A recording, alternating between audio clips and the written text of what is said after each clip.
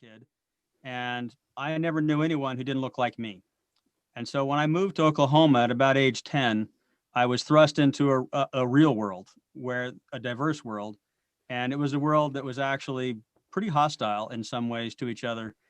I remember I got to the playground and kids of different skin color did not play with each other. It took me a long time to figure it out. But it was a shocking experience. And then as I grew up and I became a historian and I lived in Brazil, I studied the Inquisition, and I began teaching world history and Latin American history. Those experiences always kind of were simmering under the surface as I began to understand more about the politics of race and racism and its origins, where it came from, how it survives and thrives, et cetera, et cetera. And I always kept coming back to those 2 years I spent in Oklahoma. And so I wanted to write a book that allowed me to explore for myself those feelings and those experiences and my ideas about them as they matured over the years. And I was hoping that it would be a story that would help other people look inside and explore themselves and their own ideas about the world and about other human beings. So that's kind of what I was trying to accomplish with the book, to get us to look at ourselves. I was looking at myself and trying to figure out my feelings and my beliefs, and also hoping it would stimulate others to do the same. Okay, and now you mentioned that it's in part based on your time in Oklahoma. How much of the story is autobiographical for those who are going to be listening to it or who have read it? Actually, quite a bit. So the parts we read about him stealing a wallet and things like that never happened. Damon is completely fictional. May is mostly fictional. But the house we live in, the street we live in, the park, the canal that I used to play in, that's all there. The mice. The mice, yes, lots of mice. And we also, the school we went to, the teachers, one of the teachers is real. Two of them are fake that I made up. The spankings that I got really happened. the game we played on the field really happened. And also the boy and the girl that I described fighting all the time, the black girl and the white boy that fought all the time, that really happened. About every month they did that. It was a deeply confusing time for a 10-year-old child trying to figure out what's going on. Also, the class discrimination was real. So the character Jeremy in there is based off a real family that I used to play with. And the experiences I said, the things that they did to me, they really did do. So my family was never impoverished, but we weren't wealthy either. And so people often, we had some class trouble in Oklahoma that we didn't experience so much in Idaho. But anyway, so a lot of that's true. There's also, it's also historical in the sense that it's based on some real history. I do include Emmett Till in there and his story, which really happened. I have her be a social activist. And so I was drawing off of real people to create May's character a little bit. And also the experiences of Leroy's uncle who fought in Vietnam. Those are actually taken from a collection of primary sources from African soldiers from black soldiers who fought in Vietnam. So those are all they're real. They actually happened. I fictionalized the story a bit and obviously fictionalized the characters, but generally the history is actually there. And also the slaying of the young man in Alabama in 1981 that resulted in the lawsuit against the Ku Klux Klan that eventually forced them out of business in that area actually happened as well. He was literally hung and killed by the KKK. So I obviously fictionalized the relationship with May and Belinda with him, but that story is actually real. It did happen. It was in the newspapers when I was growing up. Okay. Brad, did you have some things you wanted to talk about before we launch into our reading? I did also want to ask James a question or two, one of which you've already stolen from me, so I won't ask him about how much of it was autobiographical and how much of it is not. So I guess we both like to had that question. I'd like to ask you, James, what is it that prompts you to write in a general fashion, and if it's different, what prompted you to write this particular book? So I learned to love stories at my mother's knee, who is now here. Hi, Mom. She read stories to us when I was a child, and so I developed a love for stories. I took a creative writing class in high school. I fell in love with writing in sixth grade, really, when I began reading Tolkien. Like a lot of people, that was my intro to literature, even though it may not be high literature, it was still my introduction. What are I you still love talking it about? too. I know, I still love I was Tolkien. I gonna read say, it all the what do you time. mean? Yes. But I always wanted to share those stories, and I had a good experience in my creative writing class where I had a good reception for the stories I did write. I look at them now and they're kind of embarrassing, but nonetheless, you have to start somewhere, right? Yeah. And I always I kept writing all through college. I would play around with stories, and I began reading them to my children, and the stories kind of became a family project. I would read to the kids at night from what I had written the night before, and they would criticize it. And sometimes my girls would scream and say, "No, you can't do that. That's so unromantic." And I would say, "Oh, okay." So I better change it. So they became family projects. And then once the children kind of got older and we found we had more time, I began to take it more seriously and decided to actually make a go of it. I've now published some 15 novels, and it's been a good run. So this, after the way, Walls of Glass is one of my favorite. Actually, in some ways, I feel like it's my best writing, but it's also my most personal writing. Mhm. It's really, the character's name is James. It's me. And obviously I fictionalized it, but it's me. And a lot of the experiences were my own. So, Yeah. And later, if we have time, I want to let Ben get into the reading, but we'll at the end of this, towards the end of this, we'll open it up for questions from everybody else. And I also would like to explore a little bit further some of your other books, but when we get back towards the end itself. Okay. So without further ado, I'll turn it back over to our inimitable and amazing audiobook narrator. At least it's, in my view, one of the most awesome audiobook narrators, Benny Feist. So, James, do you want to do a little introduction before we start Yeah. the actual reading? Sure. So we're going to start a little bit. We're not going to start right at the beginning. We're going to start a little bit afterwards. What's happened in the beginning is that James is at the ballpark trying out, which actually happened, by the way. And a dog comes out and catches his fly ball, and then he ends up being kind of shoved around by people, and he's disappointed when he gets on the D team. So he's now gone home, disappointed that he didn't get on a decent baseball team, which actually, by the way, happened to me. I was put on the D team, and I did go home and quit. Boy, I really related to that. I got on a Well- team and was quickly assigned as the bat boy, and my Yes. mother was not pleased with that. Well, the reason it was so hard for me was because the year before I had been on a team in Buell, Idaho that had been undefeated. I played left field and third base. We never lost. I had a trophy to prove it, and so I felt like I wasn't great, but I knew how to play, right? Right. And when I was put on the D team, it was clear the people on the D team, either they didn't know how to play, most of them, or they were black, which was something that was shocking to me, because I had seen the kids play and I could see that the kids putting on the D team, some of them were better than some of the kids on the A and B teams. But I didn't want to be on the D team because I felt like it was an insult, and I was 10 years old and immature. And so I went home. I put my glove away, and I never played baseball on a team again, actually. Wow. Wow. I know it's kind of sad, but Yeah. I was 10. Hey, it's not too late. They've senior softball when you get, if you're 50 or older. So your time is Yeah. coming. Right. Okay, so launching into the reading here. It was the summer of 1980, and Star Wars fever was running high. My experience at the ballpark showed me that galactic battles raged in more places than the movie theaters. I wiped the red dirt from my baseball glove and oiled it before dropping it back into its box. The lingering smell of oil leather gave me a pang of regret. I loved baseball, and that wretched, stinking dog had ruined it all for me. No new kid was going to get on a decent team, Clint said. He lowered the comic book in his lap. This isn't Idaho. Thick brown hair fell in front of his eyes. His jeans had holes in the knees that let his pale white skin show through.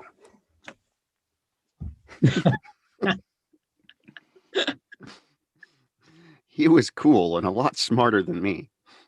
They put you on the worst team, didn't they? I grunted. Last year, my Little League team had been undefeated.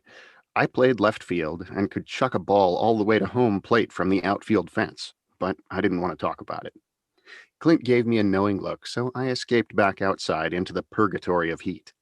I couldn't lounge in front of the air conditioner where Clint would rub my nose in my failure. The earth shimmered as the heat waves rolled over me. Even the insects complained. They buzzed and whined. The grass struggled to grow, and the streets in town were paved with cement because the asphalt would have melted.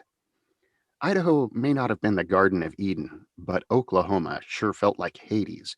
No matter how many clothes you stripped off, the only cool place in the entire state was right in front of the air conditioner, or maybe a swimming pool, but we didn't have one of those.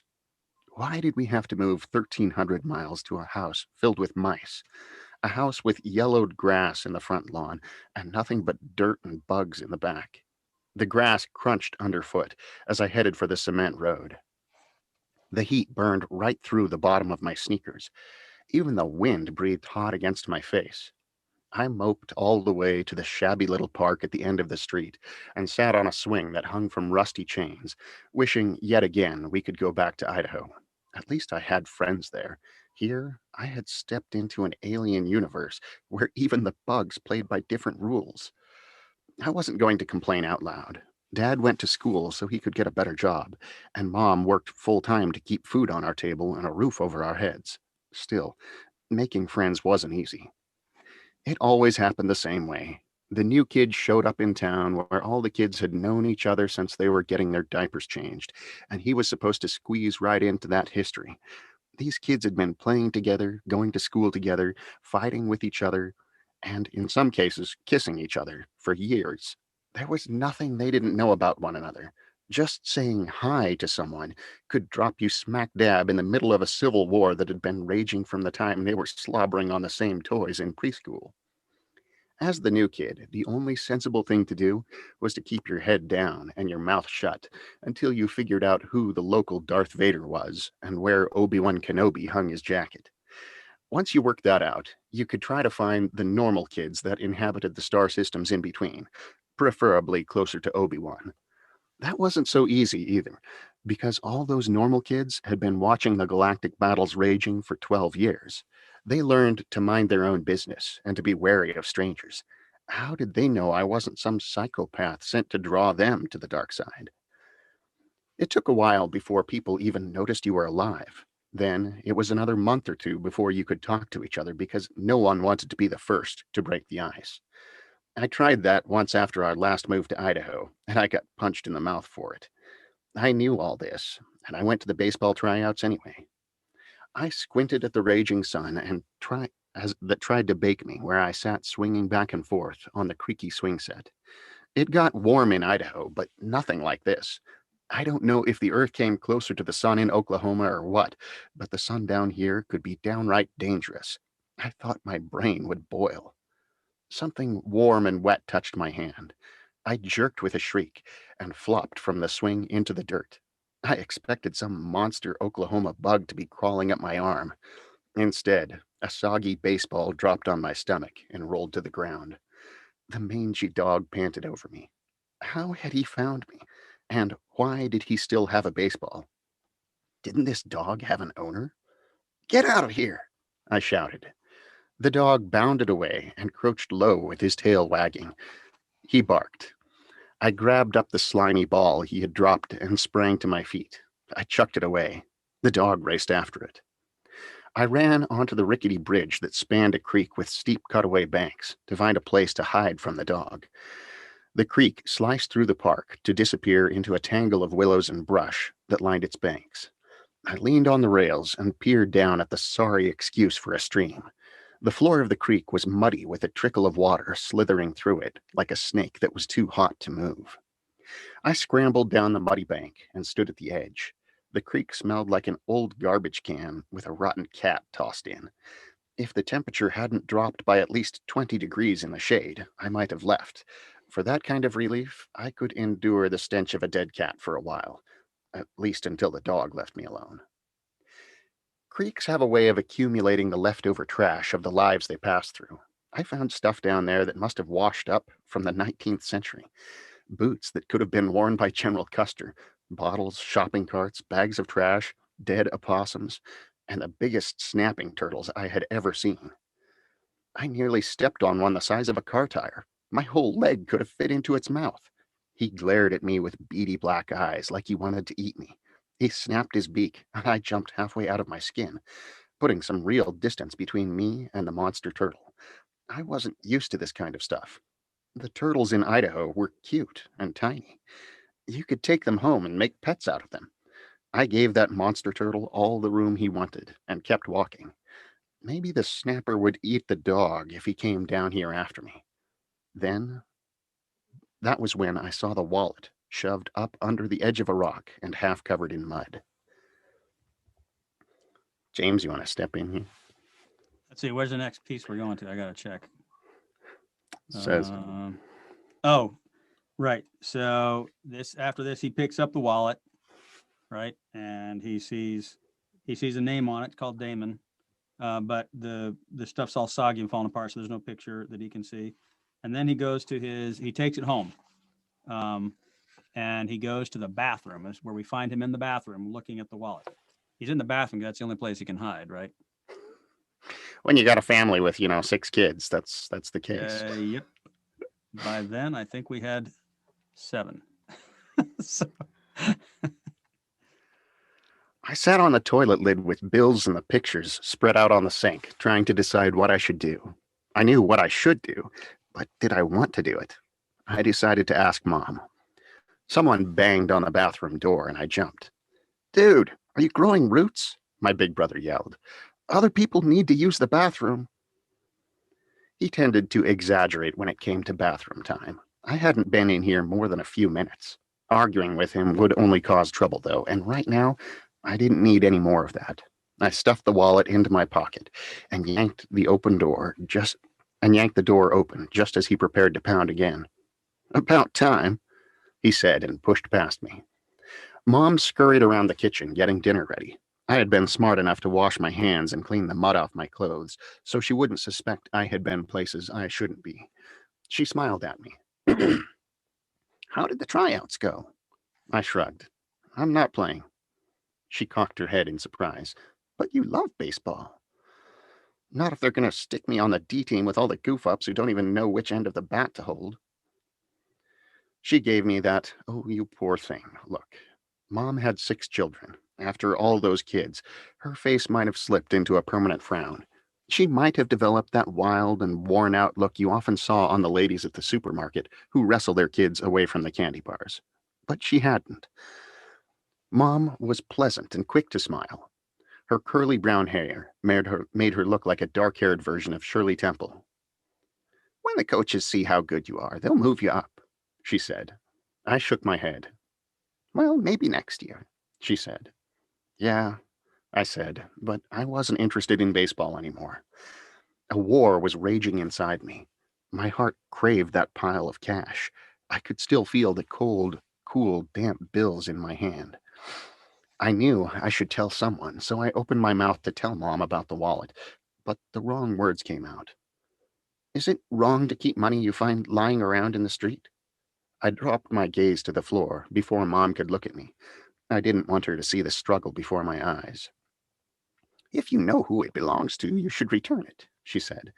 "But if it was just blowing in the gutter, there's not much you can do." A pot clanged on the stove, and I stole a glance at her. She wasn't looking at me. "I'm sure you'll do the right thing," she said. "Okay," I said. But Mom had only made things worse.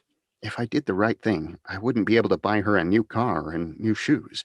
If I told her now, she would freak out at the sight of all that money and call the police.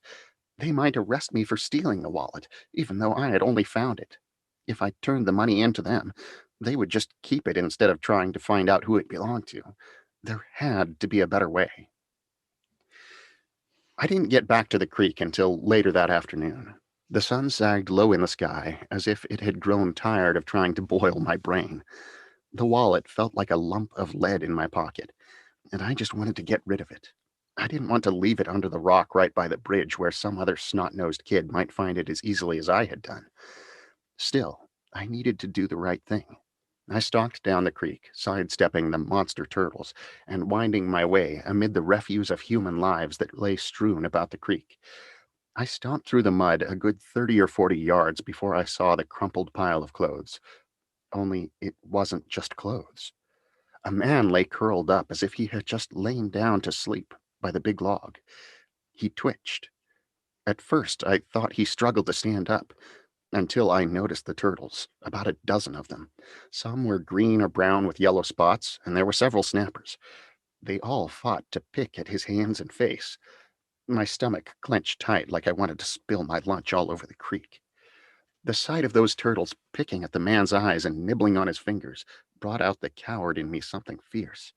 I screamed like a banshee and beat it. I didn't know if his ghost was coming after me, but I swear something was chasing me. I knew it. And I didn't stop running until I scrambled back up the bank and stood in the park, covered with mud and panting like I had just sprinted a mile. Only then did I glance back to see if some monster snapping turtle or disembodied spirit was coming after me. The gully remained silent and undisturbed, as if a corpse wasn't lying down there in the mud and trash. It seemed as if a corpse's presence should have drawn someone's attention. The entire city should gather around to find out which of their neighbors had died alone in a nasty creek bottom. The birds continued to cry to one another. The bugs kept on whining, and I knew I had to go back. I couldn't suppress that ghoulish, horrified interest in things that are dead. How often does a kid get a chance to see a real corpse? I had seen one at a funeral once, but this wasn't the same thing. This was a real live corpse. When I came up to the guy with my guts all churning and my knees knocking, I found the turtles still picking at him.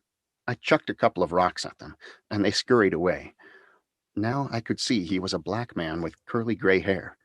He looked like he must have been a grandpa, but it was hard to tell. Something about the way he lay there against that log, as if he had been trying to stay alive, made me feel real sick. But I was a scrawny 12-year-old whose brain had not yet fully developed. I knew it hadn't because my dad always told me that, since my brain was tiny and undeveloped, he would be my frontal lobe until I grew one in my mid-20s. That was a long way off, so I did what any self-respecting, brain-damaged 12-year-old would do.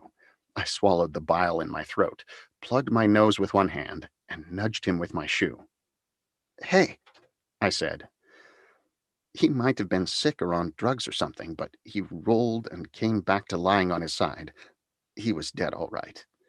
Then I realized how stupid I had been. How was I going to explain to the police that I hadn't done anything wrong? My footprints were all over the place. Shoot, they might think I killed the guy. And they were probably already looking for me because of the stupid wallet. I couldn't just go home and call them.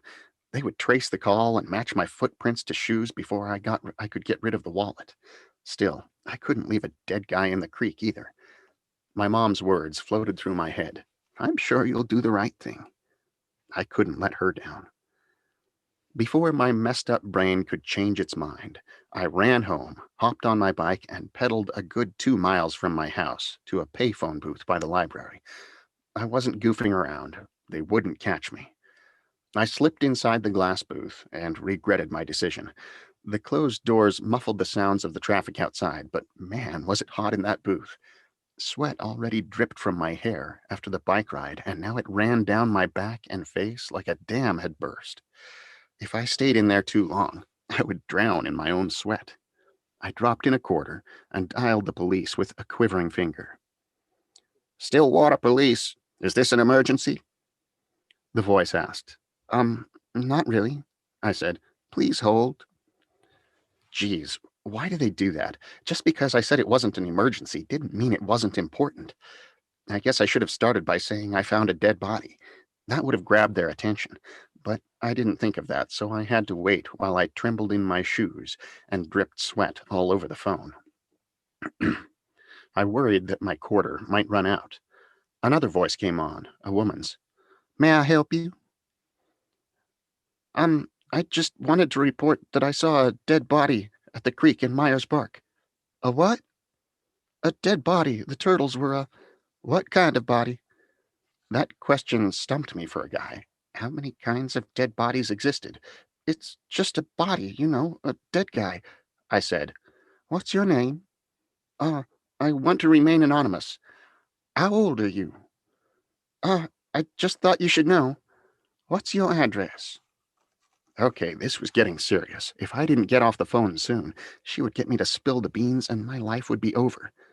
Thanks for listening, I blurted. I think you should go check it out. I slammed the phone down on the receiver. I banged out of the phone booth, grabbed my bike, and sped away as fast as I could pedal. I'd read enough books to know the police could trace phone calls. I didn't want to be anywhere near that phone booth when they did. Still, I felt a whole lot better. I had done the right thing, just like my mother had said. And we can take a little break there. Does anybody have any questions or?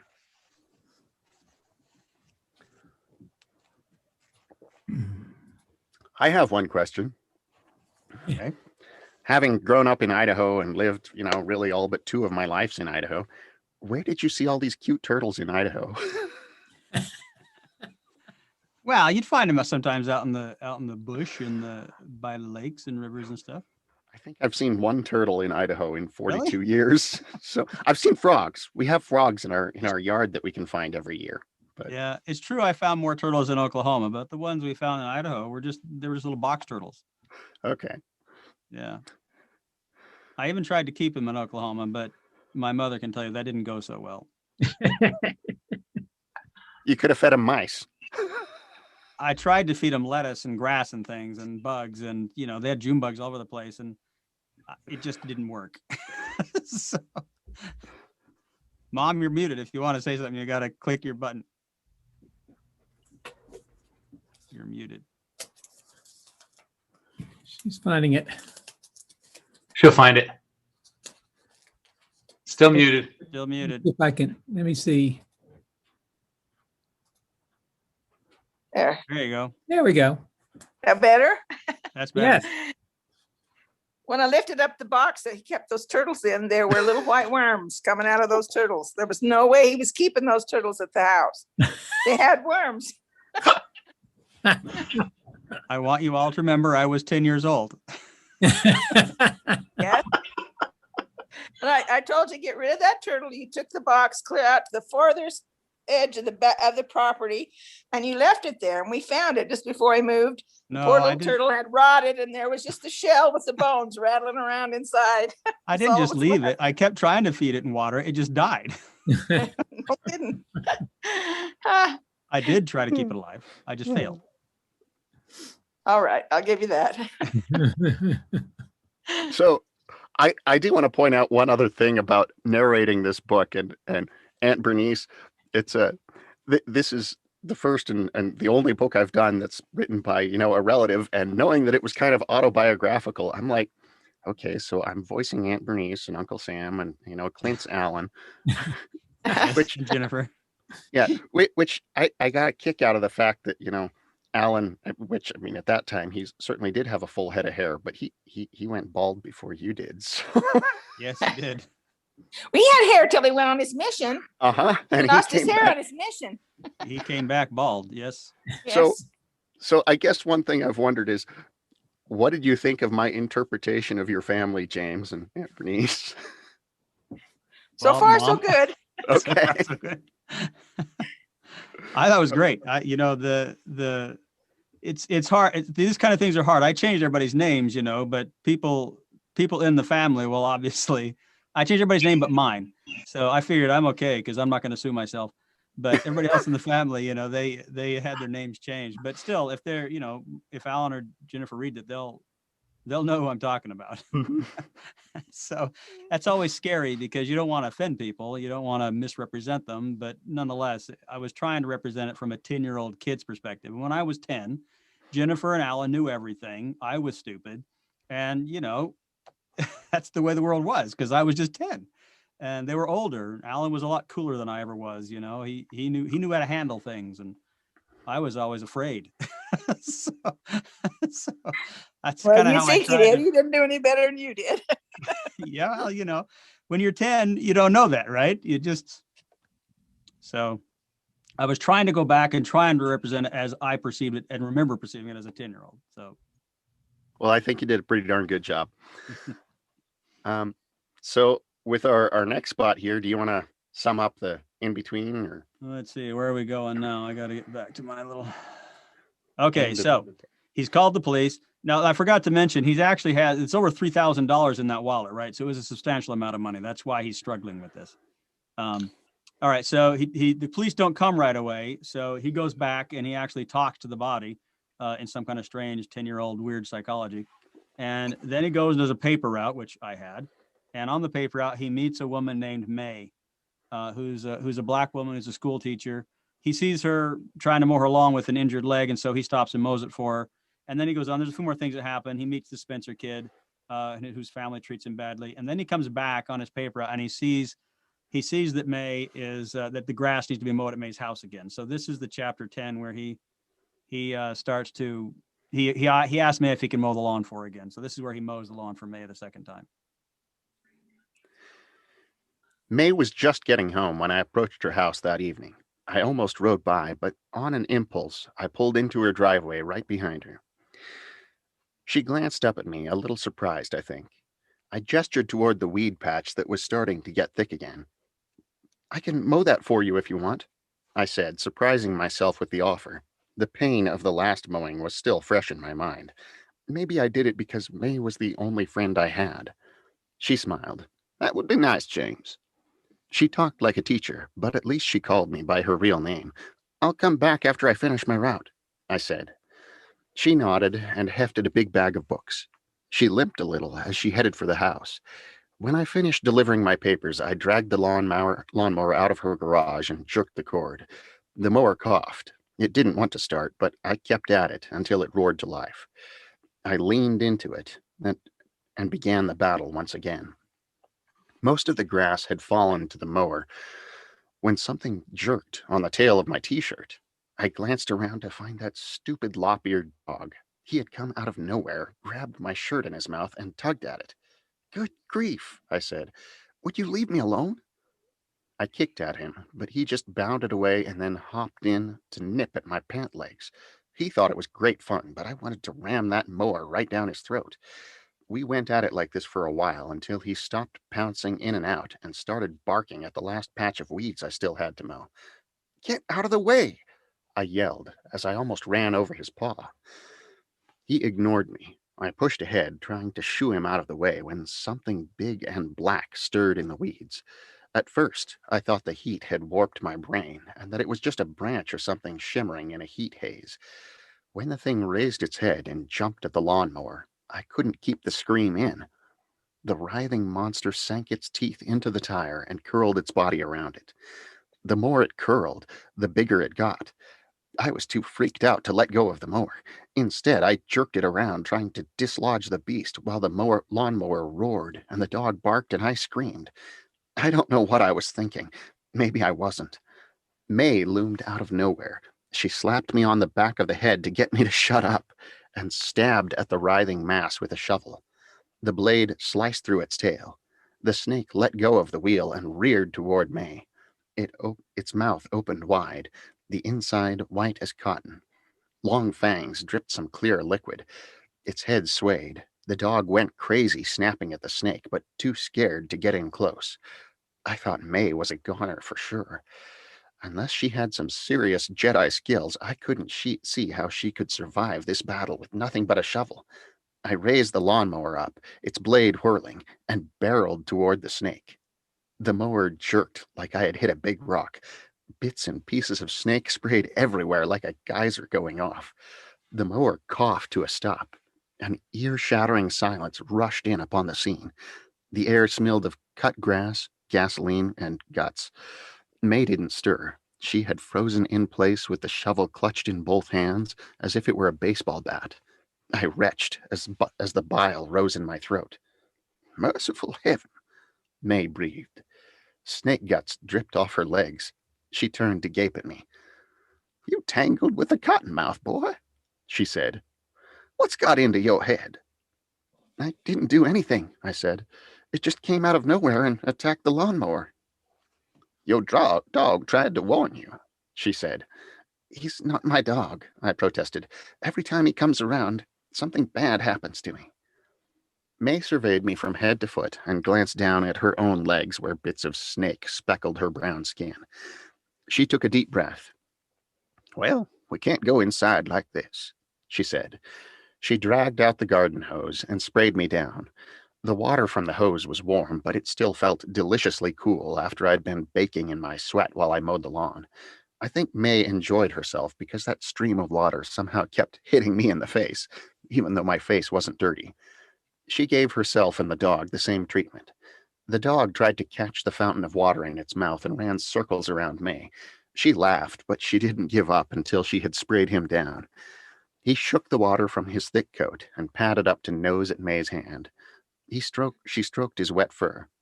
He sure seems to like you, she said. If he's not yours, whose is he? I don't know. He just showed up at the ballpark and made me look like an idiot during the tryouts. It's his fault they put me on the D team. May gave me a knowing smile that said she didn't believe me before she climbed up the steps to sit on the porch. Water dripped from her curly black hair. She had already brought out the lemonade and cookies, so I helped myself as the water pooled around our feet. The soaking sure felt good, and so did the ice-cold lemonade that ran down my throat and cooled my insides. I let the dog gulp down bits of my cookies, but I wouldn't pat him. I didn't care if he saw the snake first. He had ruined my tryouts and somehow led the police to the creek when I was trying to put the wallet back. May sat quietly, as if she remembered something sad, and I considered how brave she had been around the snake. Most girls I knew would have shrieked and booked it at the mere sight of a black slithering monster like that. How come you weren't scared of the snake? I asked. She appraised me shrewdly. Who said I wasn't afraid? Well, you just went after it with the shovel like a Jedi. So I thought. Look, May said. I'm a Southern girl, James. No Southern girl can afford to be squeamish about bugs and snakes. You'd die 1,000 deaths if you were, but that doesn't mean I go looking for them either. She gave me a meaningful lifting of her eyebrows, but when you've got to deal with one, it's best to just deal with it. My mom's scared of mice, I said. May sniffed. Don't know any woman who wants them in her house. Can I ask you a question? I said. May nodded and sipped her lemonade. The dog curled up at my feet after he decided I wasn't going to give him any more cookies. How come the black kids and the white kids don't play with each other at school? May seemed like the right person to ask. She was a teacher and she was black. She stopped smiling. I thought I had offended her again. But she set her glass on the table and studied me real hard. You ever heard of segregation? She asked. I heard Dad talk about it once because he grew up in Texas, but I couldn't remember much about it. I shook my head. Okay, let me make this easy for you. I nodded. That was always a good idea for a kid with a 12-year-old brain. You've heard of slavery? Yeah? Well, in this country, some white folks who lost their slaves after the Civil War didn't want to let the black folks become normal citizens. They were afraid, so they created a bunch of laws to make sure the black people couldn't compete for jobs, that they couldn't get an education. They tried to keep the black folks from eating at the same restaurants and drinking from the same drinking fountains. That's what Dad told me, but I didn't remember him explaining it. But why? I asked. May shook her head. Some folks just need to feel superior to someone else. It's all about power and greed. But no kid at school is going to get power by not playing with the other kids, I said. May gave me a sad smile. In their own heads, they do. I wrinkled my brow in confusion. I don't get it, I said. It didn't look like the black kids wanted to play with the white kids any more than the white kids wanted to play with the black kids. I even saw a black girl beat the tar out of some white kid today. Well, they probably didn't want to play together, May sighed. It's going to be hard for you to understand because you haven't experienced discrimination before. For a long time, blacks were picked on and abused. They used to hang black men and women in public and burn down black schools. It was dangerous to be black. In fact, in some places it still is. I frowned and stuffed a cookie into my mouth. How had I missed all of this? My husband and I, May continued, were civil rights workers back in the 50s and 60s. We fought long and hard to get the discriminatory laws revoked. Her brow wrinkled. I thought she looked sad. When you come back, I'll pull out some of my pictures if you want to look at them. I nodded and stood up. Sorry about the mess, I said. I glanced at the ruins of the snake still spreading across the lawn. It'll give the ants something to eat, she said. A deep, resonating laugh boiled out of her that seemed to come right from the center of her soul. I haven't had such a good time in a long while. Take another break there. You want to sum up some things for us again, James? Let's see. So that's our part 2. And so basically what happens after this is he keeps struggling with what to do about the wallet and the money he's got because he's afraid of getting in trouble. Then he goes to school and he meets his teachers. He's got a teacher that's actually based on one of my kids' teacher, who's a history teacher who used to, in quotation marks, kill a kid during the class. So everybody in the class would be killed somehow during the school year. So I stole him and put him in here.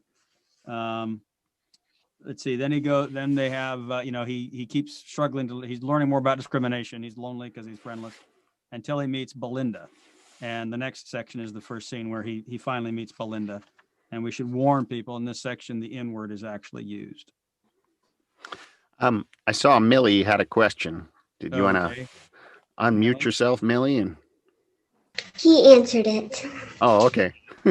Well, never mind. Wow, that was pretty good, huh? We'll get into this then. When I returned to school on Wednesday, there was a new girl in my history class. She had really dark skin and bushy black hair. She wore a pink dress and had light blue eyes that glowed against her dark skin. I thought she was pretty, but that's not the kind of thing you say to a strange new girl on your first day at school. Mr. Century started murdering someone again, and I could see her getting nervous. I stepped up to her as we filed to the front of the room to take part in the execution. Even though she was a black girl, I figured she had less history around here than I did, and I wasn't going to step into some deadly love triangle by talking to her. I also knew what it was like to be ignored because you were new. He does this all the time, I said. I got crushed by a mammoth the first day of school. She stared at me like she expected my skin to peel off. It's okay, I said. He's weird, but he never hurts anyone. I held out my hand. My name's James. She shook it. Her hand was cold and smooth. She smelled like coconuts. I'm Belinda. I'm from Idaho. Where are you from? Alabama. Someone bumped into me, and I grabbed the desk to keep from falling on top of her. I twisted around to find one of Leroy's friends sneering at me. You stop talking to that nigger girl, he said. I scowled, shocked and confused by his use of the N-word. I mean, he was black. Why would he use a nasty word like that to refer to somebody he didn't even know? My family never even used that word. I couldn't remember the last time I'd heard anybody use it. I tried to decide if Clint would expect me to punch him for it, but I didn't get the chance. Belinda cocked back her head and slapped him across the face. The slap rang high above the clamor of the students. The room fell silent as everyone spun to see what had happened. Yes, James. Mr. Century glared at me. He passed his arm up his nose. I didn't do anything, I replied. He called me the N-word, Belinda said, pointing at the other kid. The boy sneered at her. You're so black, you're purple, he whispered. You're gonna regret this. Foul language, Michael, Mr. Century said. Then he pointed to the metal file cabinet. I won't have language like that used in my classroom. We all knew what that meant. Michael stalked up to the cabinet, squared his shoulders, took a deep breath, and punched the cabinet as hard as he could with a loud bang. Mr. Century inspected it for the knuckle prints and nodded. Michael backed away, flexing his hand. He tried to act like it didn't hurt, but I knew it did. You too, James. What? I didn't do anything. How was this fair? I had already been spanked for cheating when I hadn't. He didn't. Belinda tried to back me up. James. Mr. Century pointed to the cabinet. What could I do? I stepped up to the cabinet and punched it. I punched it so hard my hand went numb for a second. Then the stab of pain sent tears springing to my eyes. I blinked fast and breathed deep. The last thing I needed to do was cry when Michael stood there smirking at me. Mr. Century was shaking his head. No dents. Again. This time, I made sure I left my knuckle prints in that cabinet because I knew I couldn't hit it again without crying. As I stood there holding my crushed and swelling knuckles, I gazed up toward heaven. Why? Why did I get punished every time I tried to help someone? Every time I tried to do the right thing? Snakes and wasps, gerbils and file cabinets? Maybe I should stop trying.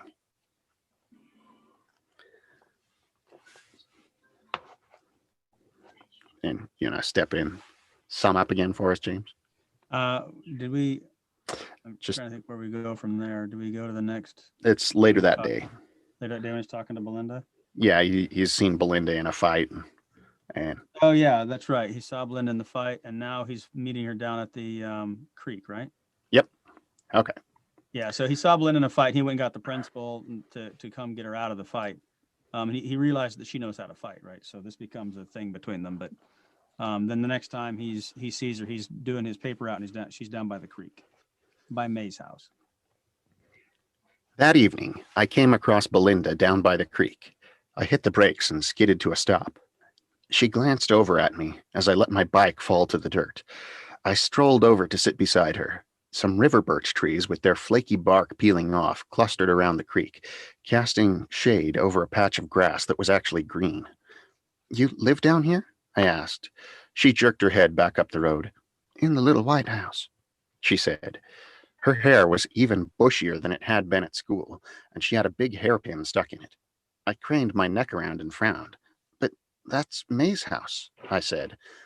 Now she gave me that look girls like to give to boys when they think they're being stupid. I don't know if it's true, but girls always seem to think boys have pea-sized brains that aren't good for much. I know whose house it is, she said. But May lives by herself. I know her. Belinda raised her eyebrows at me and smirked. Oh, you know everything about her, do you? Well, no, but I'm her granddaughter, Belinda said. Mom sent me to live with her for a while.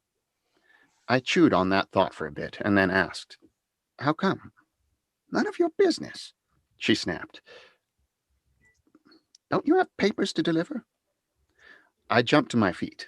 Man, this girl was hard to understand. Just trying to be friendly, I said as I rode away.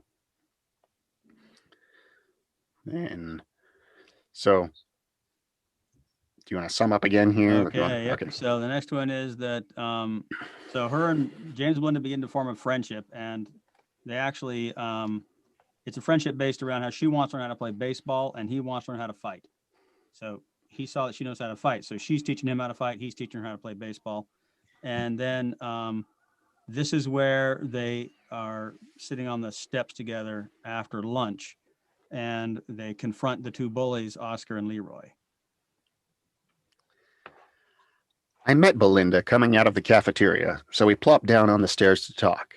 I pulled out my last 2 0 bars and offered her one. She wrinkled her nose. Thanks, but I don't like them. What's not to like? I asked as I peeled back the silver blue wrapper and sank my teeth into the creamy white fudge that covered the dark nougat. As I swallowed, a tennis ball bounced past us. I glanced up to see Leroy and Oscar striding toward us. The fact that the two of them were together was enough to make me sweat. Oscar's gaze flicked to my candy bar. Look, it's the 0 boy, he said. Leroy laughed. You're a 0 at everything, he said. You and your little Oreo girlfriend.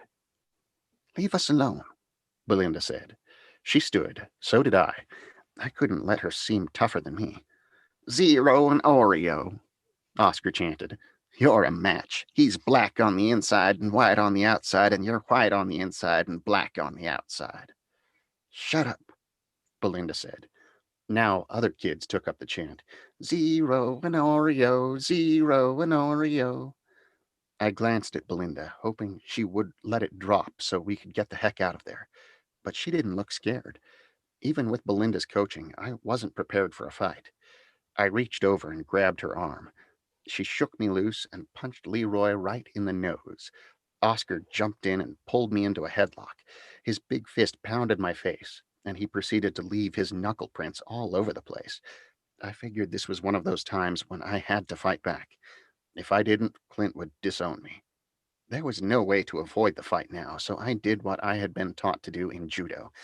I punched him in the groin with one hand, reached over his head with the other, and dug my fingers into his eyes. As his head came back, I drove my knee into the back of his leg. He fell back onto the stairs, but he came up spitting mad. Judo got me out of the headlock, but now I had bigger problems. I blinked at the stinging sweat in my eyes and swallowed the blood in my mouth. As Oscar drew back his fist, I lost it. I completely lost my sanity. I screamed or growled or something and rushed him.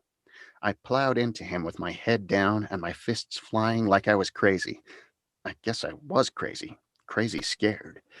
We careened onto the stairs. He grunted and let go of me as the stairs took him in the ribs. I scrambled to my feet and spun to see what had happened to Belinda.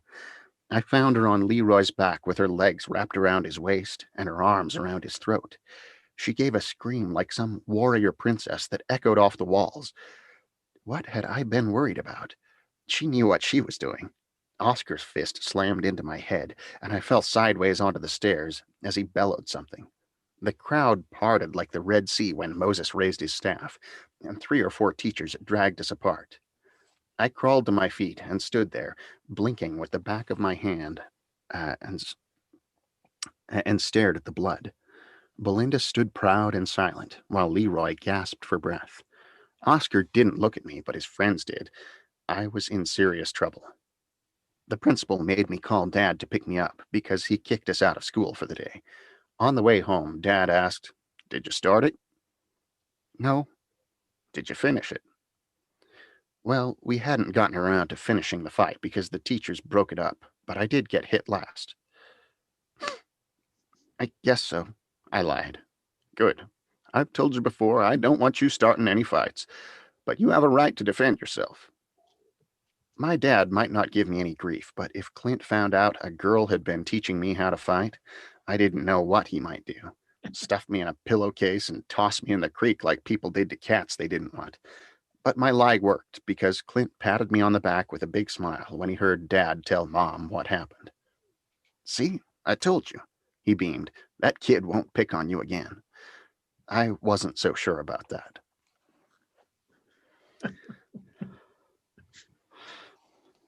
So that's our reading for the day.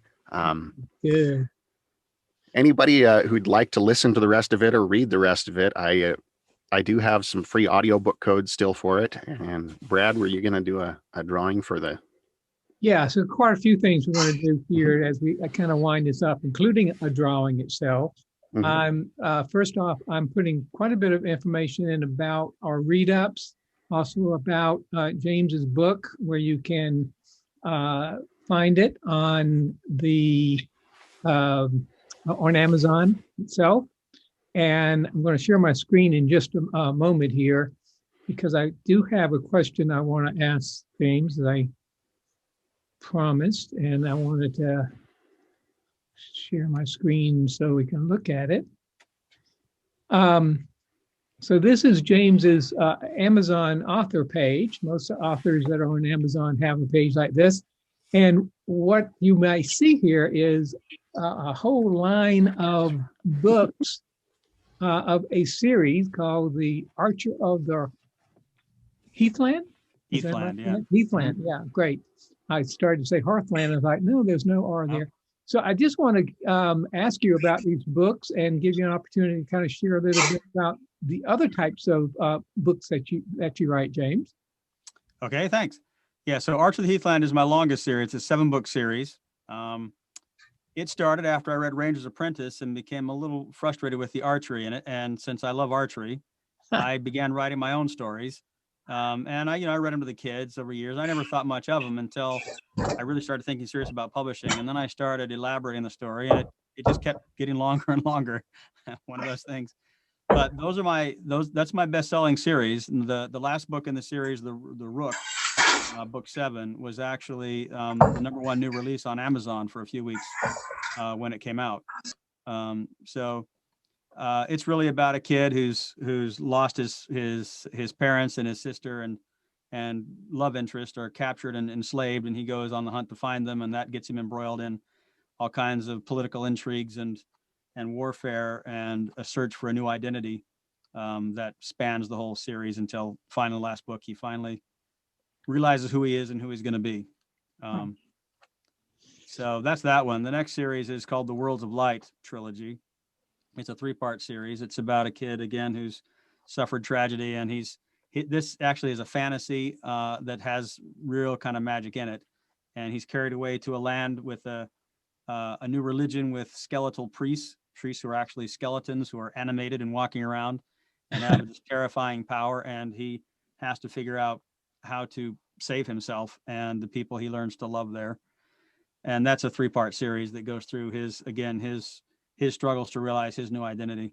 And then the next one I've started is a science fiction series called The Ark Project. The first book, The Clone Paradox, is now out. And it is about cloning, but it's also really about the question of what does it mean to be human? Very good. Especially in a world where science and technology has gone beyond all the bounds of biological evolution. Yeah. What does it mean to be human? And I think the reality is we are approaching that day.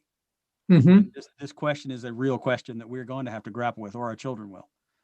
So that's one reason why I wanted to explore that in that series.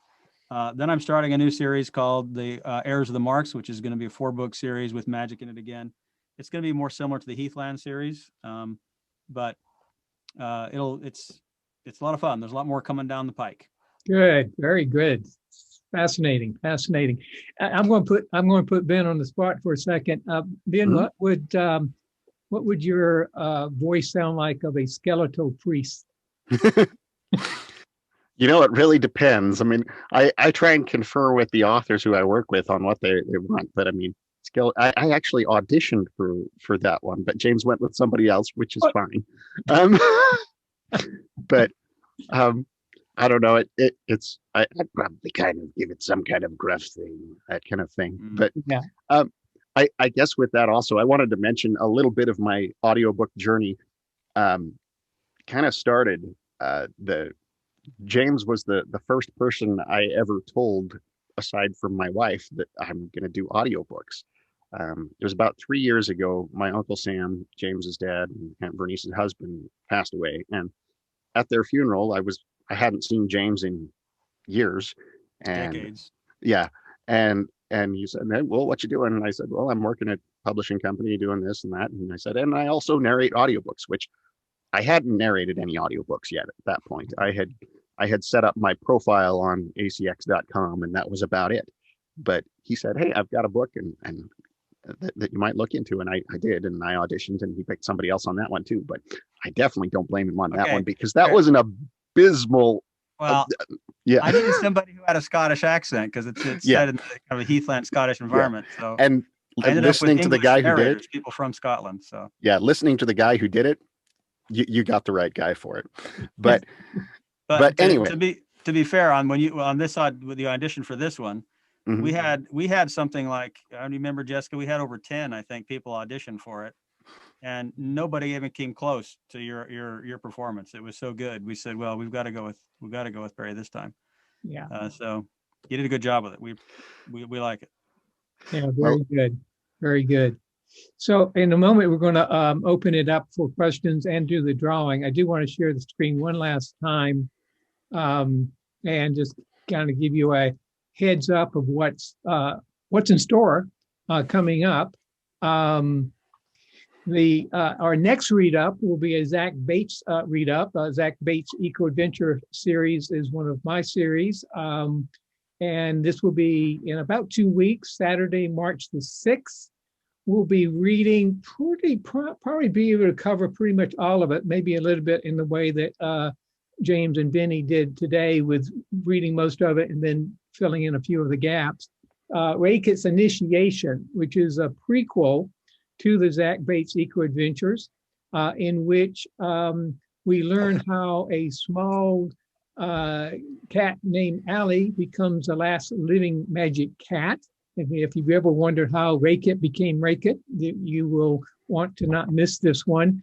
And everybody who comes to this and registers will get a advanced copy of the story that you can read ahead of time or read along with, or some combination thereof. So that's coming up in 2 weeks. And if I can find where my cursor is, it will also be another one. I had so much fun with Bring Your Pet Day that this one will also be a Bring Your Pet Day. These are my pets. As you can see, they're a little bit large. I'm still trying to work out a way that I can get Argos, who's 81 pounds, sitting in my lap for this event. So we'll have to work on that a little bit. And then on March the 20th, and that's a month from now, our second guest author read-up will be with Cheryl Carpellino. I believe that's how you pronounce that. And we'll be reading from her book, Guinevere at the Dawn of Legend. And this is a creative middle grade high fantasy that you won't want to miss. If you are here today because you got an email from us, you are automatically registered for this. I will send out a update a few days prior to these events with the Zoom lines itself. If you know of people who you would like to have come to these, I have put information in the chat box.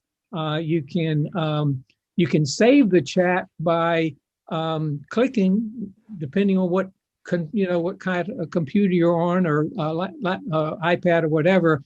If you click on the chat area, there should be like 3 buttons in a line. If you click on that, then when we complete this call in a few minutes, you will automatically receive the chat information in there as well.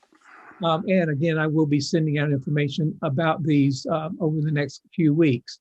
And the other thing is Junkyard Dogs is coming along. It is finished. It's just in the production stage of being produced both as a ebook, quality paperback, and hopefully in the next month or two, audiobook, with somebody by the name of Ben Fife doing the audio of this book, along with all the other Zach Bates books that he's done for us already. And if you want to stay up to date with the read-ups and you're not getting our email currently, you can enter your name and email address in the chat, and we'll include you in our updates going forward. Okay, so I'm going to now see if I can quit sharing the screen and come back. Before I do the drawing, which is right here, everybody's name is in this, except not Ben and not me, because not me. Oh, and yeah, not Jane. But it's like, what's the point of? You don't need to put Jessica's in either. She's my wife. She's already got a copy. So who's that? My wife Jessica.